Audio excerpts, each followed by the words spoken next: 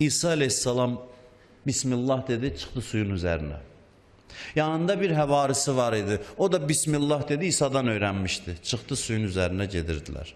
İsa gedir, bu da dalıyca gedir. Her şey əladır. Her şey əladır. İsa aleyhisselam dalıca həvarisi suyun üzerinde yol gedirlər. Her şey əla ikən bu lənətə gəlmiş mən gəlir ortaya. Bu fikirləşir ki, yaxşı bu İsa peyğəmbərdir, o heç mən gör kiməm ki, mən də suyun üzərində gedirəm. İsa ilə mənim fərqim nə olur? Elə bunu deyən kimi düşür suyun içinə. Düşür suyun içinə, başlayır yenə Həzrət İsa'nı çağırmağa.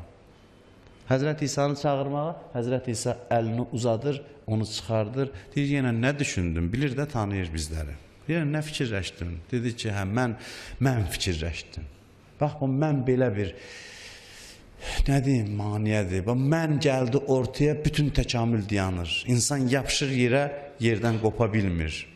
Allaha yaxınlıq elə bir məqamdır ki, ruhdan bu mən yükünü atıb kənara insan. İzaha, bəyana sığmır. Onu insan dadsa, heç nəyə dəyişməz. Dünyanın hamısını versən, Allaha yaxın insan bir anını verməz ki, dünyanın hamısını ona versinlər. Allaha yaxın adamın həyatda bircə arzusu var. Allaha daha da yaxın olmaq. Onun arzusu bundan ibarət. Yaxınam, daha da yaxın olum. Ona görə bütün işlərini Allaha xatir görür.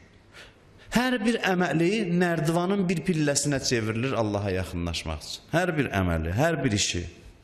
Oturur fikri, zikri bununla məşğul ki, Allaha necə yaxınlaşım, yollar axtarır, ən optimal yollarla gedir. Mübarək Ramazan ayı fürsətdir Allaha yaxınlaşmaq üçün. Başqa bir aləmdir. Allaha yaxınlaşmaq aləminə bu ay bizi yaxınlaşdırır. İnsan o aləmə yaxınlaşsa, vallahi həyatı dəyişəcək. İmamların qəbrinə gedirik, Məşədə, Kərbəlaya.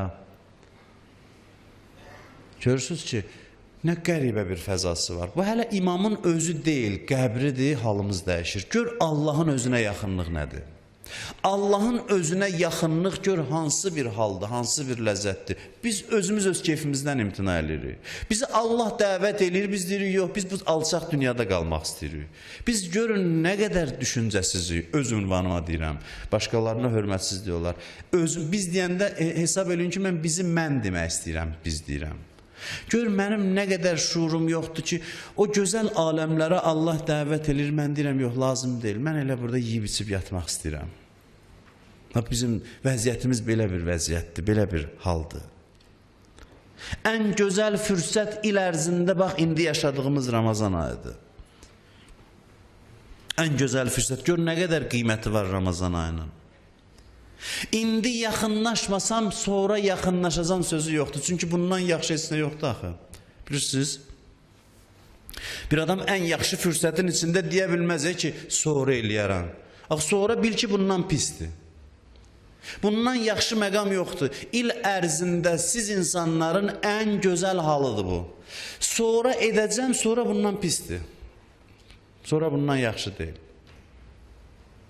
Sonra fürsət bundan azdır. Sonra ancaq onda bundan yaxşı ola bilər ki, sən bu fürsətdən maksimum yararlanasan. Başa düşürsünüz? Əgər burada eləmirəmsə, gələcəkdə bilin ki, heç nə eləyə bilməyəcəm. Bu ayda eləmədiyim işi Şəvval ayına saxlasam, yəqin bilin ki, Şəvval ayında alınmayacaq. Şəvval ayı o zaman mənim təkamülümün davamı olacaq ki, mən bu aydan istifadə edə bilim. Onda bəli, Şəvval ayında da yolu davam eləyə biləcəm.